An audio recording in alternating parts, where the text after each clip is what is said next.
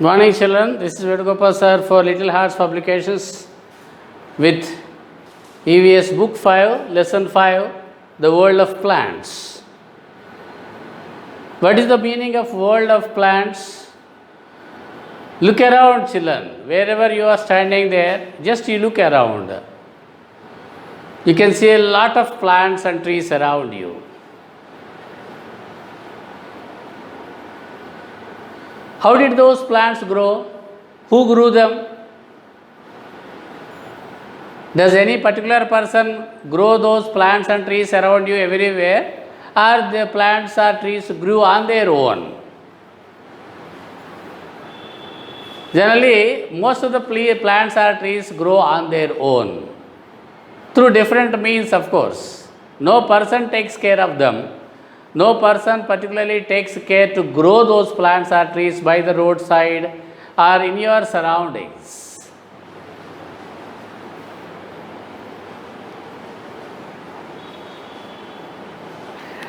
But sometimes we see, do you see only one or two plants around you, or do you see those plants more and more in number? Sometimes we see many plants around us.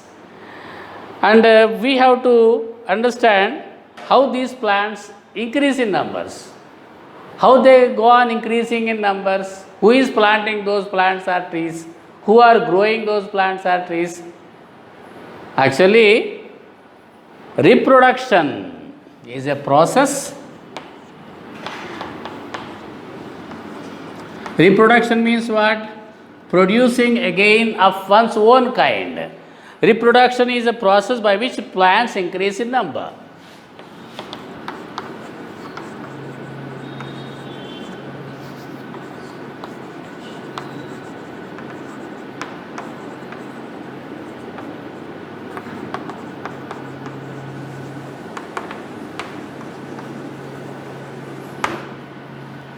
Reproduction means what? Producing again. How the plants reproduce? Let us see now in this. Plants reproduce in different ways. One is through seeds. Plants reproduce through seeds.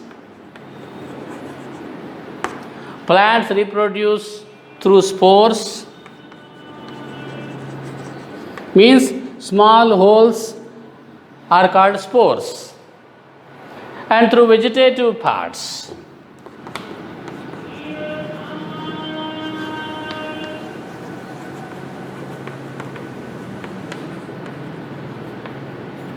Plants reproduce in how many ways, children? 3 different ways. Through seeds.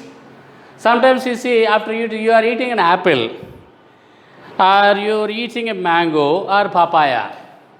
After eating that, you throw the seeds away like this, out in the open. Whether it's a mango seed, or it's an apple seed, or papaya seeds, or guava seeds. Once you eat, you throw the seeds away. Those seeds again grow into plants and then into big trees. This is what is called reproduction through seeds. How do the seeds reproduce? Let us see now. See, fruits are very important parts of a plant because they contain the seed. Where are the seeds found there? In a plant, seeds are found in a fruit. So, fruits are very important parts of a plant. Some plants have only one seed. For example, mango, it has got only one seed. Some plants or some fruits, some fruits like mango has got only one seed. Some fruits like apple or papaya have got many seeds there inside, more seeds. Okay, children. So, fruits are very important parts of a plant.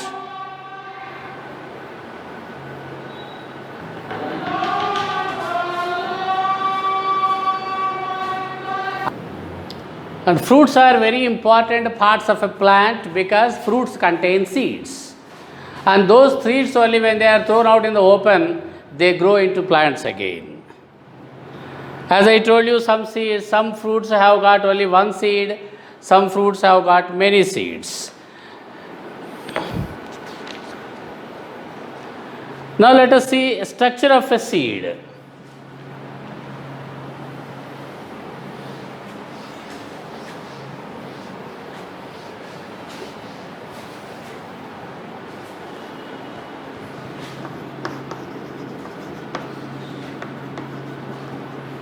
Means what does a seed contain? That is what is called structure of a seed. A seed has a seed coat, which is the outer protective covering. Look at that picture there, children, in the page number 30. A seed has a seed coat, which is the outer protective covering. Outer protective covering means what? A seed has got a covering around it. That is what is called seed coat. It acts like a coat for the seed, and that protects it, the inner seed, from other agents, which is the outer protective cover. Below the seed coat are present two seed leaves called cotyledons. You can see there in the picture, children. Below the seed coat, inside the seed coat, two seed leaves are present. Seed coat protects or is the outer protective cover of a seed. Seed leaves, which are just under the outer protective cover, seed leaves they are also called cotyledons. They are also called cotyledons. You can see there in the picture, children. This picture, see cotyledons seed coat. The cotyledons store food for the baby plant. So baby plant grows from where? From the seed only the baby plant grows. So these cotyledons store food for the baby plant. Between the seed leaves, between these two cotyledons, grows the baby plant. Between those two seed leaves, which are also called cotyledons, the baby plant grows. It has a baby root and a baby shoot. What has got a baby root and a baby shoot? The baby plant has got a baby root and a baby shoot. Root is always under the earth. Shoot part is the part of the plant which is above the earth, above the ground. It is called shoot. So this is together called embryo. What is called embryo? The baby root and a baby plant or baby shoot together is called the embryo. And how does this seed grow into a plant? That process is called germination of a seed. Germination of a seed is nothing but a baby plant growing from a seed. Let us see how it happens. And what are required for a seed to grow into a baby plant? We have to learn that first. What is required for a seed to grow into a plant? Sunlight, water and air. These are required for a seed to grow into a baby plant. If a seed gets the right amount of sunlight, air and water, they grow into a new plant. This process is called germination. The process of a baby plant growing from a seed with the help of sunlight, water and air is called germination. It's a process of seed growing into a plant with the help of these three. A germinating seed requires air to breathe, water to soften its seed coat. Why does a germinating seed require water, children? Only when it gets water, when it is watered only, that softens, that means that makes the seed coat smooth so that the inside seed will get sufficient water. Okay, water is required for us to grow. For us also water is required to grow. So that the food stored in the seed changes into a soluble form. That food that is stored inside the seed will get easily digested by the baby plant and that grows well. Sunlight gives warmth to the plant so that the cells get activated to grow. The sunlight gives warmth for the... See children, when you are born also, you will be kept there in front of the sunlight for some time. That is required. In the same way, we need warmth there because we have just been born. And in the same way, sunlight gives warmth to the plant so that its cells get activated to grow.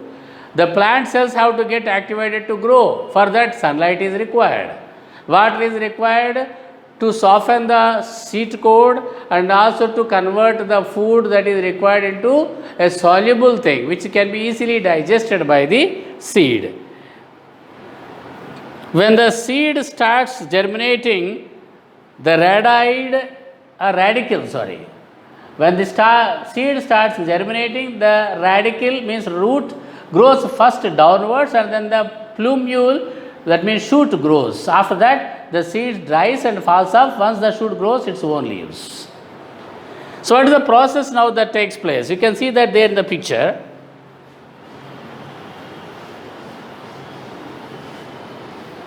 The germination of a seed, you can see that there in the picture. A small seed here.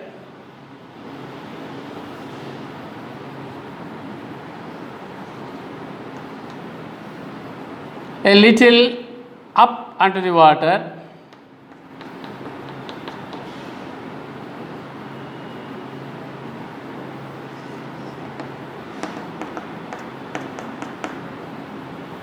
Then more about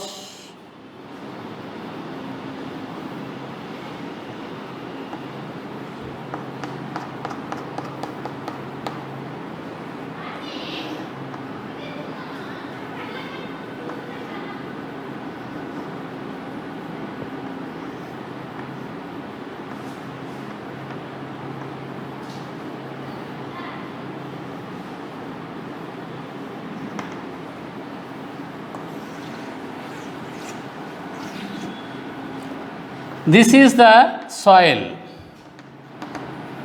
and you see once the seed coat gets sufficient water, it absorbs water, it makes the food soluble, then the sunlight gives warmth for the cells to grow, and then seed starts germinating. The radicle means root starts growing downwards. This is the root which is always under the ground, and this is what is called the shoot system.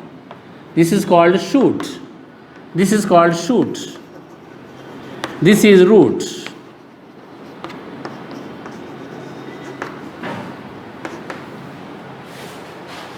This is what is called radicle means root, plumule means shoot. Radicle, root, plumule is known as shoot system. Shoot means which grows out of the ground. Roots always remain inside the ground. Remember this, children. Can you see the roots of a plant directly? No. You have to pull the tree or plant completely, then only you can see the roots which are always under the ground. The part which grows outside the ground, it is called shoot. That is called plumule. And the root which is inside the ground is called radicle. After that, the seed dries and falls off once the shoot grows its own leaves. After that, what happens? These seeds dry and fall off. Again, new seeds grow, new leaves grow. Like that, plant germinates, the seed germinates into a plant. And this is the way how plants reproduce, by their seeds. Now, we told you already that plants reproduce through spores also. Some spores or some small holes are present on the upper surface. For example, plants like ferns, mushrooms and mosses do not bear flowers. They do not produce flowers. Do not bear flowers means they do not produce flowers. They have tiny structures called spores on their bodies, small holes on their bodies. When spores fall into the soil, they grow into new plants. When those spores, when those small particles fall into the water, into the soil, they grow into plants again. Mushrooms, ferns, and of course mosses. They do not have any flowers because other trees or plants have flowers. Flowers change into fruits and fruits produce seeds. Again from the seeds we get new plants. But some plants or trees do not produce flowers at all.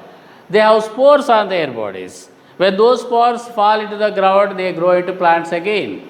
What are the examples for the plants which reproduce through spores? Those plants are ferns, mushrooms, and mosses. And some plants reproduce through their vegetative parts. What do you mean by vegetative parts? Some plants reproduce by using their own body parts. Some plants reproduce by their own body parts, which is called vegetative propagation or vegetative parts, through vegetative parts. Some plants reproduce from one of their body or vegetative parts. This is also known as vegetative propagation. For example, what do you mean by vegetative propagation? Plants reproducing through some of their body parts.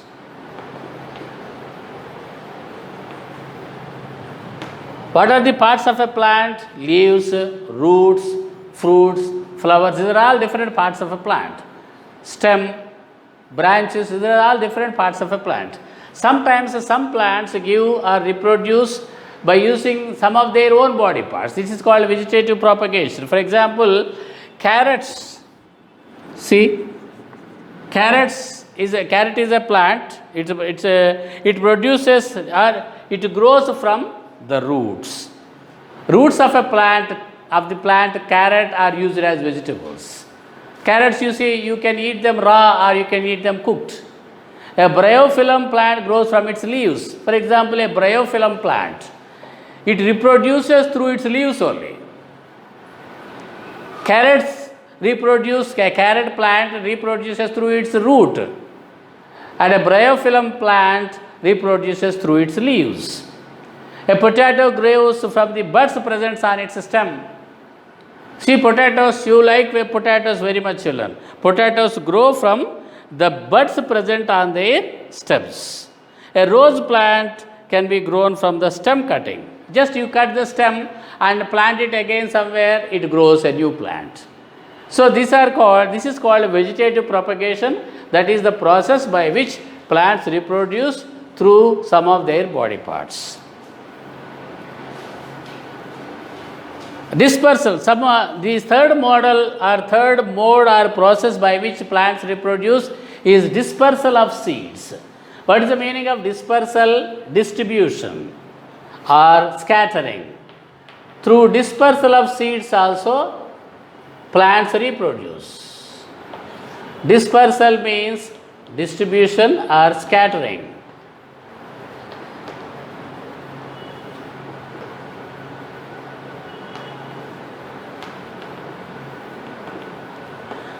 How do the seeds scatter generally? Do the seeds of all the plants scatter on their own? There are different agents which scatter the seeds of these plants. For example, seed dispersal means scattering of seeds away from the parent plant so that it gets space, air, water and sunlight. Fruits and seeds are scattered with the help of wind, water, explosion and animals. These are called agents of dispersal. Let us discuss them. What are called agents of dispersal? Means the seeds of any plant can be dispersed in different ways. Sometimes some seeds get blown away by the wind. Sometimes water takes the seeds away too far away from the parent plant. Sometimes some seeds explode. Some fruits of a plant, some plants explode means break up, throwing the seeds into faraway places. So, Seeds dispersal means scattering of seeds away from the parent plant so that it gets enough space, air, water and sunlight. Enough space is required, and sunlight, water and air also are required for a seed to germinate. So, fruits and seeds are scattered with the help of wind, water,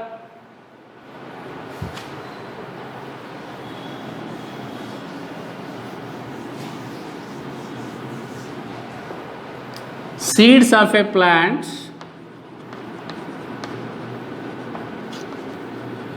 are dispersed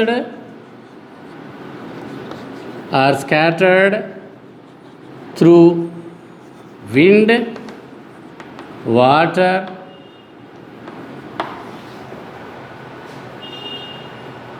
explosion and animals. And these are called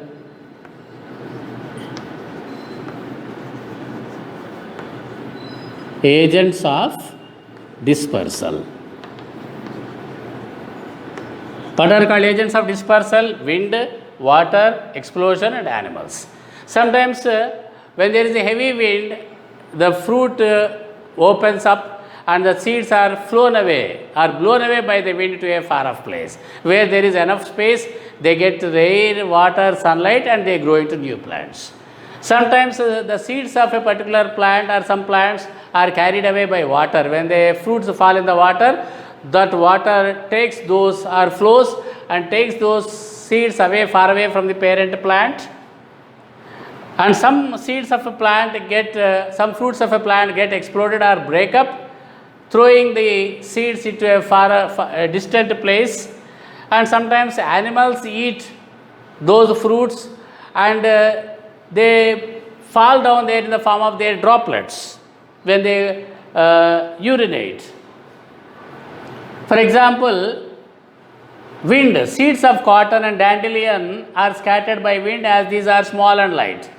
Cotton seeds and dandelion seeds are scattered by the wind which is blowing there, because they are very small and light in weight, they get easily dispersed by the wind. Water, the seeds and fruits of plants that grow near water are dispersed by water. What are the fruits or seeds that grow generally near water? Coconut and hydrilla. Those seeds are dispersed because those seeds or those fruits fall in the water.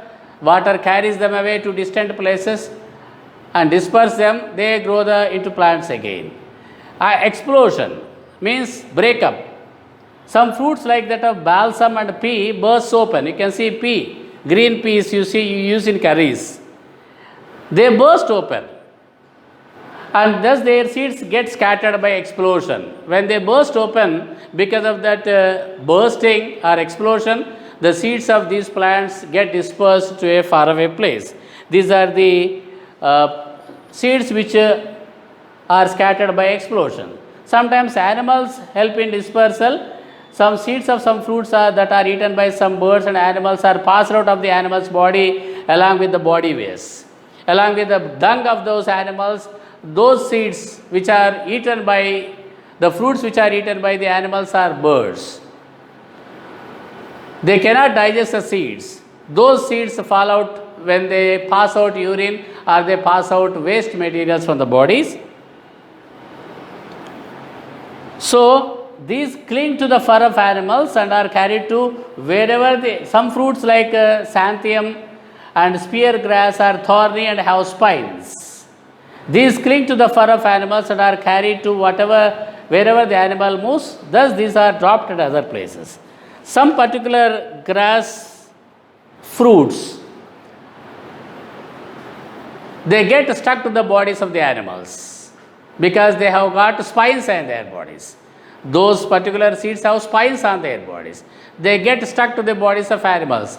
When the animals move from place to place, these seeds also get carried to those places and they grow in that way. In that way, they are dropped there in the new places. Okay, children. Finally, let us learn about some plants which are carried to our country, which we see in our country or in our place today, which actually are obtained from faraway places. Let us see, some plants are brought to India from faraway places. For example, tea has its origin from China. Tea plants origin from China. Potato has come from Peru. Peru is a name of a country. Potato has come from there. Tomato was first grown in South Africa. Onions originated in Egypt. Coffee originated in Ethiopia. Apple has been brought from Central Asia. Watermelon has been brought from South Africa. Cinnamon originated in Sri Lanka. These are different kinds of fruits or seeds or plants which are brought to our country from faraway places, from other countries. Okay, children, with that we come to the end of lesson. The key for these exercises will be sent to you through WhatsApp. Thank you.